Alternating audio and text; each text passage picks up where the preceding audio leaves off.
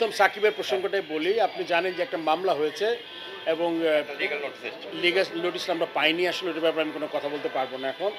মামলাটা একটা এফআইআর হয়েছে, এফআইআরটা তো আসলে ফার্স্ট ইনফরমেশন রিপোর্ট বলে যেটাকে, তো ওটার পরে আপনার ইনভেস্টিগেশন হবে, তারপরে একটা দিকে যাবে মামলাটা। সো এই মুহূর্তে আমরা যেহেতু আপনারা জানেন একটা টেস্ট ম্যাচ চলছে, প্রথম টেস্টটা আজকে খুব ভালো সংবাদ যে আমরা 4th ডে খুব ভালোভাবে শেষ করেছি।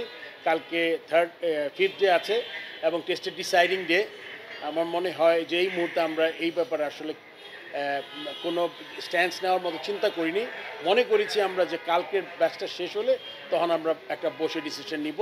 বাই দিস টাইম হয়তো আমরা লিগাল নোটিশের ব্যাপারে আপনাদের কথা বলতে পারবো, বিকজ ওই সময় হয়তো পেয়ে যাবো আমরা লিগাল নোটিশটা।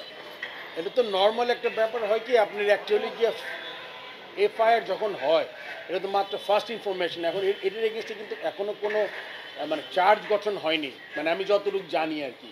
সো ওর আগে একটা ডিসিশন নেওয়া কিন্তু খুব ডিফিকাল্ট।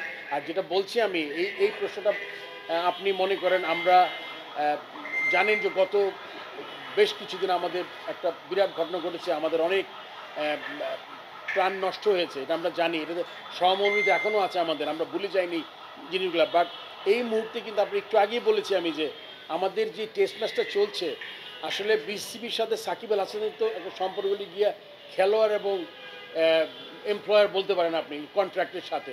তো এটা আছে কালকের দিনটার পর আমরা আসলে একটা বসে আমরা চিন্তা করতে পারবো যে এক্স্যাক্টলি যখন আমরা লিগ্যাল নোটিশটা পাবো কী আছে ওখানে দেখে তারপর ডিসিশন নিতে পারবো।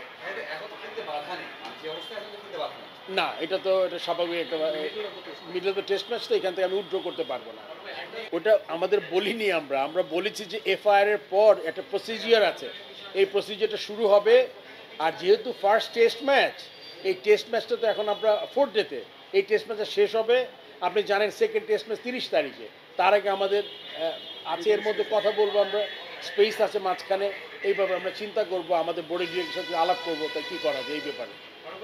এইটা একদমই ইনিশিয়াল স্টেজ অ্যান্ড পুরোপুরি একটা মানে আইনানুগ ব্যাপার, এটা আসলে মানে একদম ফর্মই করেনি, এটা আসলে it's too early to make a comment.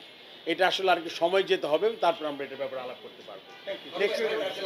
Last এটা এই শেষ, নেক্সট বলে দিছি এটা ড্র্যাগ করার দরকার নাই, আর এটা শেষ। ওই যে 30 তারিখ বলেছিল সেকেন্ড টেস্ট, আমি দেরি আসতো মাঝখানে, তাহলে এখন কি বলবো আমি, বলে দিছি আমি জোরে দেখে। হ্যাঁ, নেক্সট আর কোনো লাস্ট কোয়েশ্চেন? Thank you.